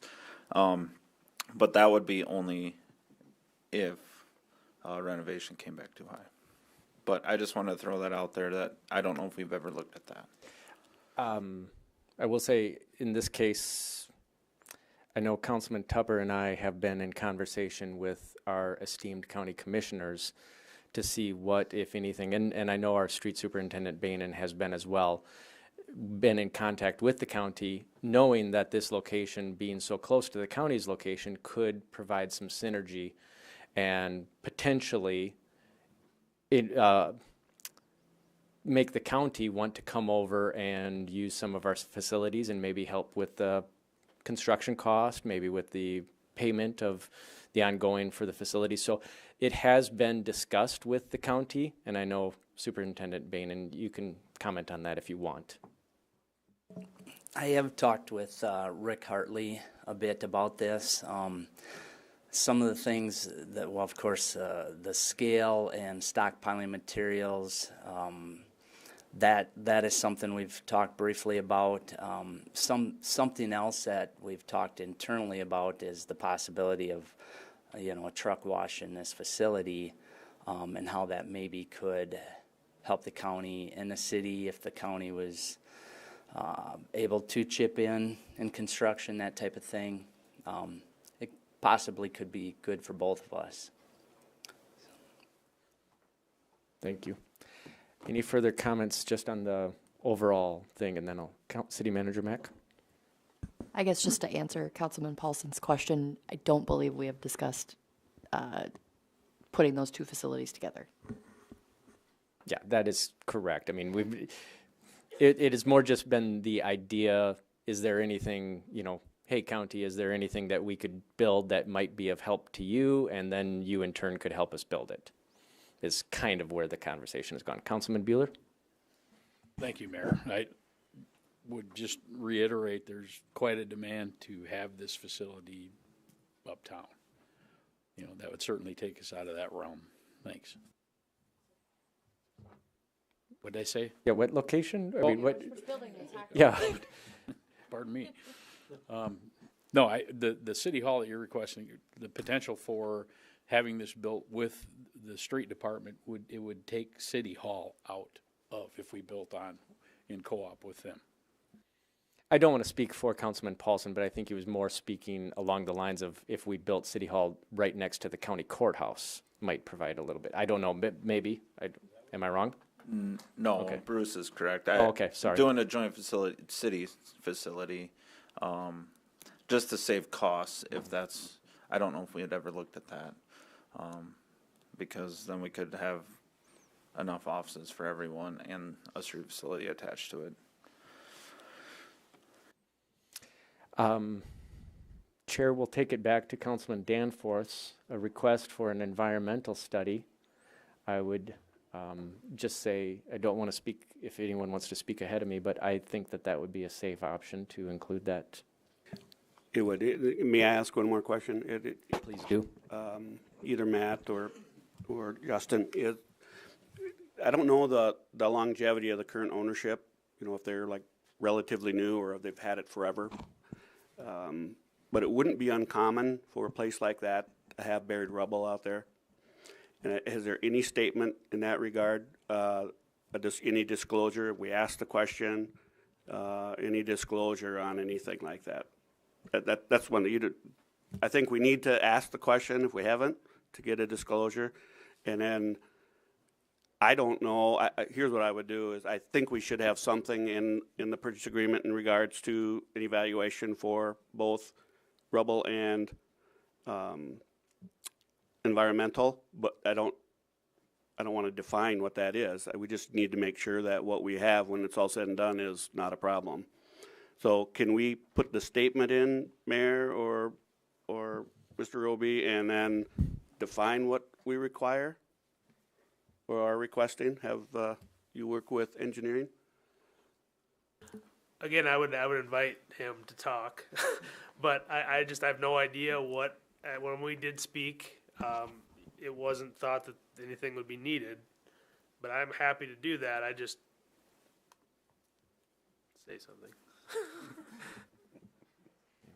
City Manager Mack. Definitely not an attorney.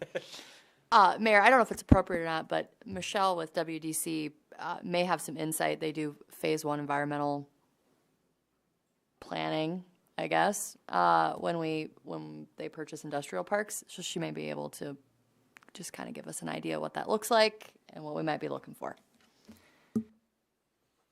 Michelle Kakachik of Watertown Development Company. Oh, there we go.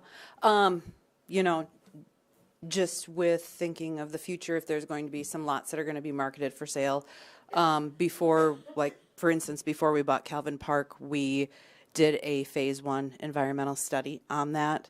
That's gonna look back farther than what you can see from an aerial photograph or whatnot. Don't want to cause additional time or put additional contingencies on anything if you're looking to move forward, but it does give you some reassurance on any potentially nasty surprises later on. And we have had sites in town that have required cleanup before that you maybe wouldn't think of, and it could be completely fine, but it's one of those things where if you're going to market some for development later on, you might have, some of your prospects might require that there's been an environmental study done. So What's the, I guess you can answer that if you want. I was just going to ask what's the difference between a phase 1 and phase 2 environmental study? we haven't had to go in my tenure, we haven't had to go into a phase 2, but basically if you pass the phase 1, you don't have to go into a phase 2. So. Councilman Danforth? Okay. So do I have to amend the motion? Yeah, I mean, if you want to do an environmental study. I would like to amend the motion to include an assessment for rubble and environmental to whatever is defined, whether that be a phase 1 or some assessment, whatever is determined the right way to go from an engineering standpoint. But I think to me, it is necessary. Okay.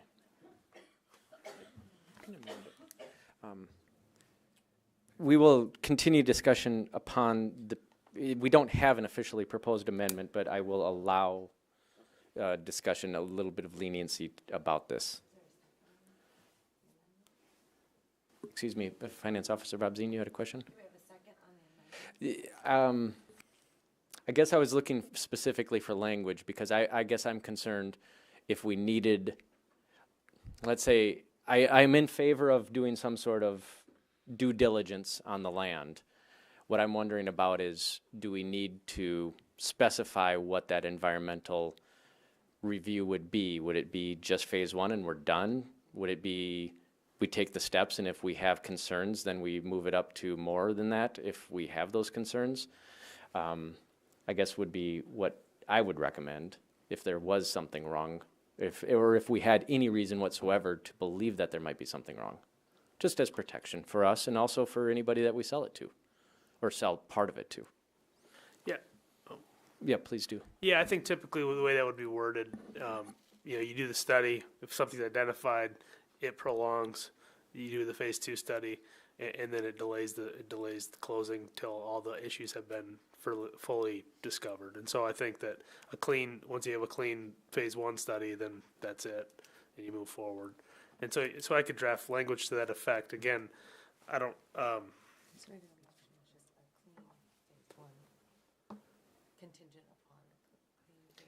Yeah, I hear you talking. I would say with an amendment saying contingent upon an environmental review at the discretion of city staff, and I mean, at least that would start the discretionary period. Anyway. Yeah, you could say contingent upon a no substantial issues identified in a phase 1 environmental study. Maybe. That's a good one. Councilman Villauer has a question first. I don't disagree with what Councilman Danforth is saying, and I want to do our due diligence. I have not been involved with the negotiations with the owners at all, but I know we have been in discussion with them for a long time. I hope that I hope that they are all solidly in agreement to sell us this. I don't want them to all of a sudden use this as an excuse to back out on this agreement, and now we've lost a prime piece of real estate. That's my only concern about what we might be asking here. I don't want to give them the excuse to back out, and if they're not solidly in agreement to selling it at the price that we're offering, is my only comment. Okay. I provided enough leniency. We're going to have an official amendment proposal, so it'll be contingent. City Attorney Roby, would you please specify the language that you would be comfortable with? I stated contingent upon no substantial issues uncovered in a phase 1 environmental study. Are you okay with that, Councilman Danforth? And I don't, and I would just say, I don't know, does anybody know how long that takes and what the cost of that is? Michelle, do you happen to have any information? I'll tell you what, while she is finding that information, I think we can make that proposal. I will second it, that proposed amendment. So we are now on discussion of the amendment. Okay, this is just discussion on the amendment. Councilman Danforth. I think my only comment on that is this is pretty standard protocol for a entity like ourselves to buy land that also has had a previous use as well. If it was barren land, been farmed, nothing that might be a different issue, but the fact that it was a operating site with a business, and I think it's standard procedure, pretty standard protocol. It's probably more common than it's uncommon to have this done. So, City Attorney Roby.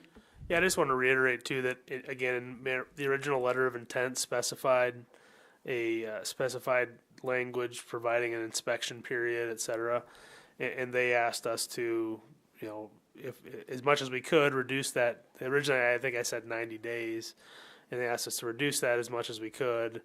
And again, through discussions with engineering, it was more or less determined that maybe we don't need any inspection at all. But again, I think back to what I had stated originally, that was, as Mr. Danforth or Councilman Danforth stated, in my head, it was a typical part of a transaction like this, and so that's why I included it in the original letter of intent. So I think it's appropriate. I don't know what kind of timeline that makes and that sort of thing. So, Michelle, do you happen to have an answer for us? Yeah. Okay. Any further comments on the amendment? Councilman Paulson? Thanks, Mayor. I guess I do kind of agree with Glenn, is I don't want to force this to a point where we lose the sale or lose the purchase. But I do agree with Mike that we have to do our due diligence on purchasing, especially this large amount of land in a prime location. So I guess, I don't know. Any further comments? Councilman Shetty? The potential risk that may, if depending if there was something that we would find if we didn't have this in the contract, is that I know this is too small a number, but $10,000 issue or $50,000 or $125,000? What's just anyone engineers that know this type of scenario? I mean, it could be huge. The cost really depends on what you find.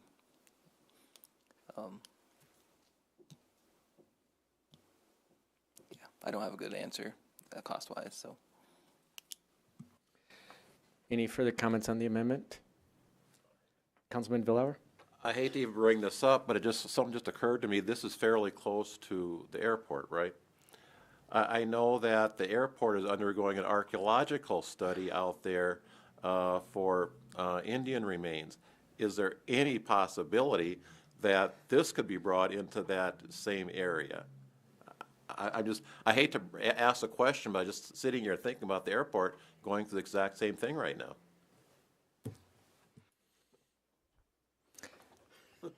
Any further comments on the amendment?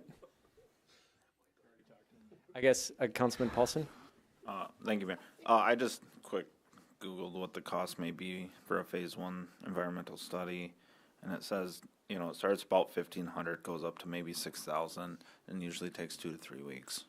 And that's a rough, and I don't know, maybe Michelle has something too, but that was just rough. Michelle? I don't know on the cost, but I'd back up that 3 weeks. The last one we did, they gave us a timeline of about 3 weeks. City Manager Mack, you had a comment? Thank you, Mayor. To speak to Councilman Vilhauer, there's federal funding involved with the airport. There's not federal funding involved with the street maintenance facility, so they are required to do an archaeological study. We are not. Good to know. I guess the chair would just like to say, I wouldn't mind, I'm just viewing this as a $1 million purchase, and let's say an environmental study, whether it be $5,000 or $20,000 as an insurance policy. So I don't have a problem putting in a contingent of an insurance policy on that for environmental purposes. So I would even say, let's not limit ourselves to a phase 1. Let's just say pursuant to an environmental examination, and then that way it leaves us open to because I know this town, and once people start knowing what might be going out there, and we will hear from anyone whose grandpa ever worked out there about what literally what bodies are buried there. We know a lot of cows, but other than that, I guess I would like to, I view it as an insurance policy, and I would like to protect us on that. So not limit us to a phase 1, just say pursuant to environmental. So I guess that would be, Councilman Danforth, would you be okay with changing the language to that? Yeah, I'm not, like I said earlier, I'm not sure exactly what needs to be done. My guess is if you go through do a phase 1, there's, like Mr. Peterson said, it depends on how big that is, right? If it's at all big, you're probably going to walk away from the property if you get to a phase 2, if it's that bad.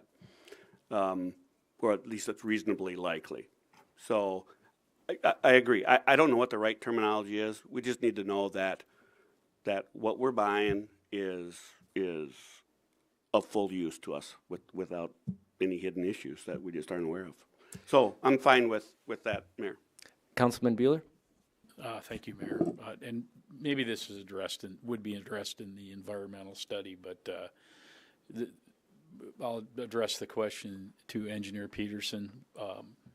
Are there any concerns as far as you're concerned about soil borings, soil testing, where the structures would be? That soil testing would be part of the design of the facility, so that will come. Yes. Thank you. Actually, family-wise, we had to do a phase 2 recently, and it wasn't that bad. It actually happened pretty fast, and nothing was found, of course, so that made it easier. But City Attorney Roby, just for clarification, Councilman Danforth did not make the original motion, but he can make the motion to amend. Yes. Okay. Seeing no other comments on the amendment, we're going to vote just on the amendment right now. So all those in favor to the amendment, please say aye. Aye. Any opposed, say nay. Motion carried. We are now back to conversation upon the approval of the purchase agreement as amended. Any comments on that? Seeing none, the motion is to approve the purchase agreement as amended. All those in favor, please say aye. Aye. Any opposed, say nay. Motion carries. Sorry to make you wait, Dee Dee, if you're still here. Item L is an approval to reclassify Library Office Specialist 2 position to Library Acquisition Specialist for the current 2022 budget year. Oh, and we also have our Human Resources Director, Darcy Nichols. So this is a request that came to us from the library staff to more accurately reflect the duties of our Office Specialist 2 position. So they are doing much more than just administrative duties, but they are also doing programming with our library patrons and with our community. And so that's why we are asking to reclassify from a grade 120 to a grade 135. Thank you very much. Dee Dee, anything to add? Oh, I'm sure I always have something to add. Good evening, everyone. No worries on the wait. Sorry about the cell phone jingle. Yes, I want to say thank you to Amanda Mack and to Darcy Nichols for our meetings and discussions about the changes to this position. The position has taken on collection development duties, programming duties, and we need that position to take on more reference evenings and weekend duties. So we have an unlimited amount of work. And we'd love to have what this position is actually doing reflected in the job description and the compensation. Thank you. City Manager Mack, you have something to add? Thank you, Mayor. I'd just like to add that if this change is approved, we would vacate the Office Specialist 2 position. Thanks, Amanda. Thank you. Chair will entertain a motion to approval of this reclassification made by Councilman Schutte, seconded by Councilman Tupper. Any questions or comments on this, Council? Councilman Danforth? How does this, or does this have any effect on how your 2022 budget? Yes, it would be an increase for the 2022 budget, but I believe the plan was to have that as part of the first supplement. Kristen, I'm sorry, I'm not sure about the timeline on that. Okay, thank you. Yeah, in terms of the budget, with a grade 120 to 135, it's not a very significant increase in those positions. So dollar-wise, even with some of the part-time, we'll probably evaluate what we're thinking it's going to look like either mid-year or at the end of the year to see. But with the part-time and some of those other coverages, there's the potential that there won't even be a need for a supplement. Thank you. Any further questions or comments? Seeing none, the motion is to approve this reclassification. All those in favor, please say aye. Aye. Any opposed, say nay. Motion carries. Thank you, Mayor. As long as we got Dee Dee in the hot seat there. Sure. Do you want to tell us about what happened out in Pierre here recently? Oh my goodness, which peer trip? Oh. I will start with an apology for anyone who managed to make it out to Pier on Tuesday, this past Tuesday, like I did. There was unfortunately a separate correspondence canceling the accreditation ceremony in Pier on Tuesday. We did not receive that correspondence for whatever reason. So I had a lovely trip out to Pier. And then just right back again. So I hope no one made the trip, although typically I would hope somebody could. Well, tell us what it should have been all about. Okay, it should have been celebrating the fact that we are once again maintaining our exemplary accreditation with the South Dakota State Library. That accreditation is voluntary, but it is a lot of steps, practices, standards to make sure that we're providing the highest quality library services to our community, and I'm happy to say that I think we are.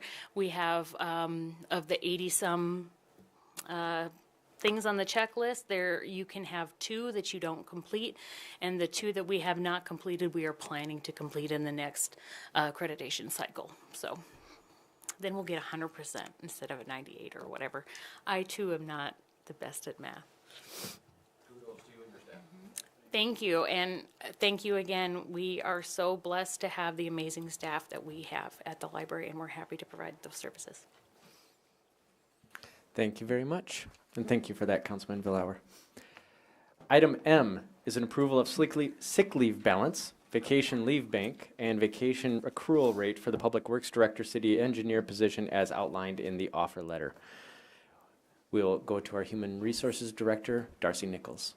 Yes, this is just a motion to reinstate the 271 hours of sick leave that was in the account when our Public Works Director left the city. And we would also request that you load 80 hours or 2 weeks into the vacation bank, and with an accrual rate at the maximum allowed for city employees in the personnel policy manual. Thank you. Chair will entertain a motion to approve this, made by Councilman Tupper, seconded by Councilman Paulson. Any questions or comments, Council?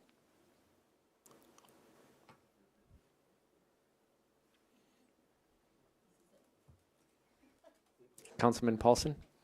Thank you, Mayor. First, I want to congratulate Heath on coming back to the great city of Watertown. We knew you'd miss us. I do just have a couple things that I just, procedural wise, that I just want to bring up. I've only because I've been contacted by 2 different engineers now that said if we would have what's the word? Advertise this at range up to this amount, they would have applied for it, and they were probably qualified as well. I'm not saying that that takes away from this, but they did feel that the advertising was not up to par. So just going forward, I guess if we do it like this, I would suggest advertising it up to the range that we do plan on hiring someone at. And then I just wanted to bring up the sick leave, just because in our work session the other day we had a long discussion about all this. It's not that I'm really opposed to it, but if we're really reviewing this policy upon leaving, other than retirement or death, sick leave is taken away. I mean, you don't get paid out for it. So I guess that'd be my only comment, but other than that, I don't have any comments. City Manager Mack? Thank you, Mayor. As it relates to the posting of the position, this position is not strictly an engineering position, so does Public Works / City Engineer. We did advertise City Engineer, and it was not in this range. The City of Brookings is currently advertising for a Public Works Director, and the top end of that range is $143,000, and it has no engineering responsibilities. So it's not quite apples to apples, was what they're saying. Thank you. And did you want to comment on the sick leave? No, I don't have Okay. Any further questions or comments? Councilman Danforth? The gist of this is we're welcoming Heath back as our Public Works Director, and I'm not sure I've heard that officially. So welcome back, Heath. And so anybody that's watching that's wondering what we're talking about, we were able to have him come back and be a part of our group here. So I welcome that. Yes, thank you. Heath Von Eye, our Public Works Director, if anyone goes back and watches old council meetings, like I'm sure most people do, you could see him there quite a bit. Just wanted to say welcome, and not to preempt Councilman Villhours, but this is one of those, next we will be talking about the mayor city manager duties, and this is definitely one of the new duties of this with the city manager is to handle the staff. But this is where it has to come to the council to approve some of the, let's say, the contract itself. So anyway, that's what we're doing here. Any further comments? Councilman Schutte. The bummer in all this is I was just warming up to Justin over there. Justin is still a very, very important part of our team. I mean at the council meetings here, but yeah. You're welcome back anytime, Justin. So, any further comments? Seeing none, the motion is to approve this. All those in favor, please say aye. Aye. Any opposed, say nay. Motion carried. Finally, on the agenda item is N, the Mayor City Manager Duties, Powers, and Responsibilities Committee. We will go to our Deputy Mayor, Councilman Villhour. Thank you, Mayor. Actually, Kristen Bobzine, Finance Officer, is headed up on the agenda item. Okay. Yes, thank you, Mayor Kristen. And I don't want to read it. We can all read, but for the benefit of the public, I would like to explain what this is all about. When we as voters approved the change in the home rule charter to bring on a city manager and change the duties of the mayor, that was done in 2019. As we got closer to that transition taking place early in 2021, there was discussion had at this level, and a committee was put together, of which I was part of it, Mayor Holin was part of it, Councilman Bueller was part of that, and a couple other council members at that time, to review the duties and of the mayor and the city manager, just so there was no misunderstanding when the time came relative to what our home rule charter is saying about those positions as far as who is to do what. We met several times as a committee last year about this time, and the culmination of that was a resolution that was passed by the council in April of last year, Resolution 2122, that pretty well said that, hey, the home rule charter does a pretty good job for the most part laying out the respective duties, but it is something that we do want to take a look at periodically. And the first review of that was to be convened in January of 2022, and it was to be chaired by the deputy mayor, which I have that position currently, and with the deputy mayor selecting 2 other members of council to do a review of the mayor and the city manager as far as their duties. I selected Councilman Bueller because he was involved in the committee a year ago, and Councilman Danforth because he was very closely involved with the overall change to the home rule charter back in 2019. That was my rationale for selecting those 2 individuals. We met several times. The 3 of us met several times over the course of the last month. And included in we met amongst ourselves to discuss what our function was, and we said very early on, this is not a review of job performance, but a review of whether or not the respective positions are operating within the bounds of what the home rule charter says. So that was our charge, was to review those duties. We met several times individually, the 3 of us. We also met 2 of us because we didn't want to have a quorum issue. Councilman Bueller and I met with the mayor. The 3 of us as a committee met with City Manager Mack. Also had some conversation with some other personnel that are aware of the functionings of city government, just to get their take on it. And what you've got before you tonight, and Resolution 2122 said we are then charged to come back to the full council with the report, including recommendations as to what the findings of our committee were. And when I'm done, I'll turn it over to my colleagues in the committee as far as comments they may want to have. But overall, I've got about 5 bullet points. I was the primary drafter of what you see before you tonight. Overall, the 5 bullet points, I'll just kind of go through them real quickly. Overall, it was our observation that overall the transition is going well. We all acknowledge that it's still a work in progress that needs to be periodically reviewed. And it is imperative that this be reviewed if any changes in city manager or mayor should occur. It probably makes sense that if we were to have a change in one of these positions, that we've got to look at their duties or how they're functioning, very quickly. So that was our first observation. Overall, going well, but a work in process. I think in our discussions among ourselves, as well as with our mayor and city manager, it all came down to communication is so critical to proper functioning of their positions, as well as our positions as council members, and that includes staff as well. And so I laid out here these lines of communication include between the mayor and city manager, mayor and other council members and city manager, staff and council. And then regular planned and scheduled meetings between city manager and mayor should be considered. I know you meet, kind of here and there as you happen to be in the building together, but I think regularly scheduled planned meetings would be an important part of what you should get incorporated into your respective schedules. The third bullet point is, and this goes back to when the Home Rule Charter Review Committee talked about what this would mean, is that the feeling was the mayor's position should become more of a part-time commitment. And as we observe what Mayor Holeen is doing, and he sent us a lengthy email here a couple of weeks ago, my gosh, the hours that this gentleman puts in carrying out the duties of mayor, it has not become a part-time position.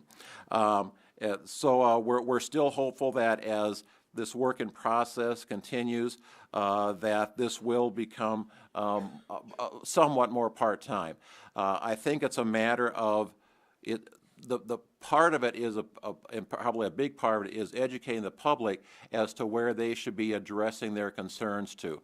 Not that we want to ever, tune out the public and not hear their concerns, but the public does need to be aware that we have a city manager that should be addressing a lot of the concerns that have been brought to the mayor in the past, and probably to a lesser extent to us as council members.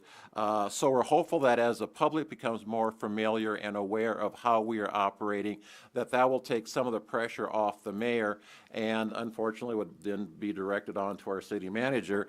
But I really think that was the intent of when we went to this form of governance. That was the intent, and I think it's a matter of everybody working out how things are functioning, or how it should be functioning, and that will be a work in process again on the part of the public, as well as the mayor learning to what he needs to delegate to a proper staff position, i.e. primarily the city manager. So again, we see it as being a work in process that hopefully will eliminate some of the duties of the mayor to what was more intended when the Home Rule Charter Review Committee did their work back in 2019. Part of our conversation talked about economic development. I think we all realize that's a key driver to success of whatever is going on in the community, and it is a collaborative effort on the part of many factions. I mean, we as council, the mayor, city manager, the development company, but our resolution specifically lays out that the expectation that the Watertown Development Company be the driver of economic development in the city. So again, it's a matter of WDC needs to take the lead on this, and as needed, that then brings in the mayor, the city manager, we as council. But it is very clear that the WDC is the driver of economic development in the community. And then I think our last bullet point is that the mayor, city manager, and council members need to understand that the ultimate goal of all involved is to operate in a manner that best serves the needs of citizens of Watertown. This change of governance is a big step in the right direction, but will need to be continually monitored and reviewed as time goes by. We have to keep that in mind, that we are here, all of us are here, not just the mayor and city manager, to serve the citizens of this community. But we do think that this form of governance is operating, at least initially, as we hoped it would be, and overall is functioning, and is going to give ultimately a better service to our community. And then final comment is that, again, in July of this year, we'll be doing the exact same thing. Whoever the deputy mayor may be at that point, and a couple other council members will be doing the exact same thing. So we're thinking that some of these issues that, and I shouldn't even say issues, I think some of the points that we're bringing out will probably tend to take care of themselves as we all become more familiar, including the public, as to how we operate. So that concludes my comments. I guess I'll turn it over to Bruce and Mike then, if you have anything you want to say about it at the same time. Yeah, well, Councilman Danforth. Sorry. Glenn, thank you for actually offering or asking to help with that, because it's something that I've felt very strongly with and everything. And I think the one thing, and we've had a lot of discussion about this, is the challenge that our current structure has for the elected officials, because in the past it was expected, and our mayors were the individuals who were administering to the staff in the city, and people still expect that. Our role is really to facilitate and to be a conduit from the people that we serve, but get the ideas or the concerns, if they're administratively related, get them to the people that can do the job to get them the quickest and the best answers. And I will say there's been a couple of times since I've been back on the council and since City Manager Mack has been here, where I have had individuals reach out to me with issues or concerns that I've turned over and got it into engineering and to Amanda's office, and that's worked very well. It's been more expeditious and I think more complete than what I've experienced in my previous two terms on the council. So it works, but people, we need to understand, and the people need to understand when we hand something off, it's because it's the right way and the best way to conduct our business now. And I think, again, I think both individuals have done a good job. I think we're most of the way where we need to be, and we'll just continue to get better at it. So, again, thank you, guys. Councilman Bueller? Thank you, Mayor. I just want to, first off, I want to thank Glenn, for finalizing this report and all the work he's done and his involvement in the committees that we've had to work on this. And I'd like to thank the folks that were involved in the number of committee meetings that we had. Overall, I think this has been I'm impressed with the transition. I think it's gone very well. I think it's been pretty smooth, and obviously there can be issues, but hopefully we've covered the duties and responsibilities to the point where everybody fully understands and some of the details, because we got a little more down in the weeds on this thing as we went through those committee meetings. But I think it's going very well. One suggestion that came from this too is that, and it's a consideration for the mayor, and it's certainly up to him to do this, but maybe schedule time at City Hall throughout the week, a block of time where you'd be there, and that would allow a little better communication and face-to-face time with staff. That was just a thought I just wanted to bring up. So thank you. I don't know what action we need to take. I guess maybe we accept it as a council, because we were directed to report to the council. So maybe an acceptance of this would be appropriate. Does that make sense, Attorney Roby? I don't think it would be necessary, but it certainly wouldn't hurt. I guess I would like to get logged into the minutes, so I guess I would move acceptance of this report. Motion made to accept by Villauer, seconded by, I think it would be appropriate if Bueller did it. Yep. So, sorry, Randy. Any discussion on that? All those in favor of accepting the report, please say aye. Aye. Any opposed, say nay. Motion carries. We're on to old business. I know City Manager Mack has something to say. Thank you, Mayor. This is related to the excess furniture and things at the Wells Fargo building. Some time ago, the council authorized disposal of those items through a sealed bid process. In visiting with staff that's responsible for that, they believe an auction is going to be the best path forward. So we're requesting a motion to authorize disposal of those items through an auction rather than a sealed bid process. So just changing the motion that was made a few months ago. Do we first have to declare them surplus? They already have been declared. Mm-hmm. So we need an actual motion then? Yes. Okay. Let's get the motion stipulated so that we can discuss it then. City Attorney Roby, would you please give us the best language that you can? Make it pretty. No pressure. I mean, Amanda did a great job. It'd be a motion to amend previous action of the council to dispose of the furniture at Wells Fargo via auction rather than sealed bid. Okay.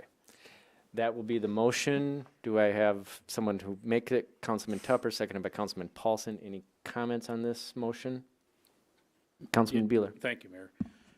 Have we looked at the items that we intend to keep from over there, or have we just said, let's bundle it all up? And because I know that we put some effort into trying to allow them to have some of the chairs that were over there were almost brand new, that we could use throughout the facility. And I would hope that we could keep those. I would hope those don't go to the auction. We did, staff's had an opportunity to go through. Several pieces went out to different departments. What's left in the building is largely unusable. Any further comments? With that, the motion is to approve this resolution. Is it a resolution or amendment? I guess it would be. To approve the motion. All those in favor, please say aye. Aye. Any opposed, say nay. Motion carries. Any further old business? Councilman Paulson. I do. Thank you, Mayor. So I've been recently contacted by two contractors on separate projects on 10th Avenue and 3rd Avenue about liquidated damages and exceeding outside project limits that led to additional costs that were not paid for. Obviously, I'm trusting staff, but I just wanted to bring it up so the council knows kind of where the contractors are sitting on some of these issues. I don't know. I guess I don't know if we finalize those, but I just wanted to bring it up because, like the liquidated damages on 10th, I specifically got questioned what I've done in the past on my own projects, and last fall was very rainy. There was a lot of moisture, which leads to a lot of delays in itself. But I don't know if, like I said, if we finalize those or not, but I don't know why we'd be charging liquidated damages if there's justification to why there are delays in the project. And then seeding outside project limits, this kind of speaks for itself, that they were required to seed, and then they were not paid for that, and then they had to come reseed because they didn't take outside the project limits. So they were a little put off by that. So I guess I just wanted to bring it up and see where we were on those issues. City Manager Mack, did you want to say anything? I'll defer to Justin, but I guess I can just comment that we'll dig into it and report back. I'm not aware. No contractors have contacted me. They should if they have these kinds of problems. So thanks for bringing it to our attention. Yeah.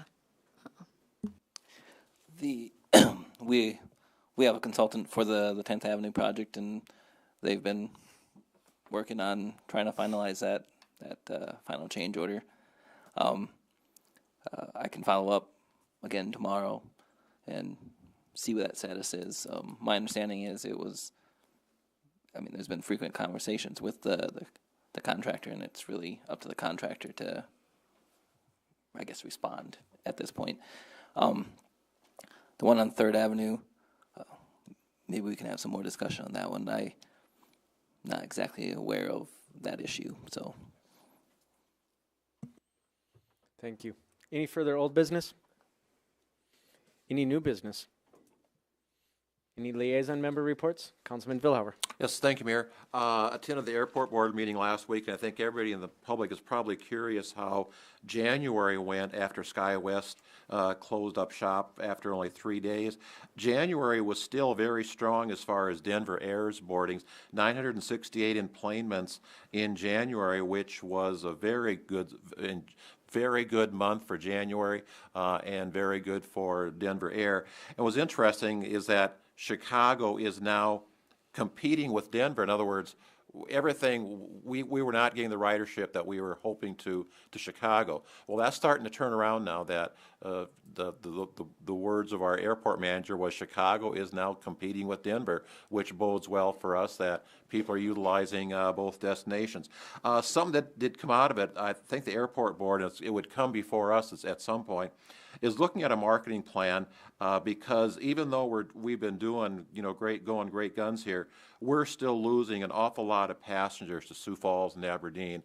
That we're hoping that somehow with a different sort of marketing plan or expanded whatever that we can capture some of what we're losing, because we're still losing an awful lot to those two locations that we're hoping that we can capture some of that. So anyway, overall good news from the airport board meeting last week. Any other liaison member reports? Any announcements? City Manager Mack. Thank you, Mayor. Just two announcements. First, we were scheduled to have a tour of the new terminal tonight. We postponed that due to the weather. It has been moved to March 7th at 4 p.m. We'll send a reminder out. And lastly, Stacy had to leave, but tonight was her last council meeting. So if you do see her before her departure next week, please thank her for her service. We'll miss her. Thank you. Any further announcements? One question, Manager Mack. I know we received the Watertown Police Department annual report here just recently. Are we going to invite them to make a brief presentation at an upcoming council meeting? We are. We've been discussing that. Okay, sounds good. I saw someone with the initials SB. Is that Stacy? Okay.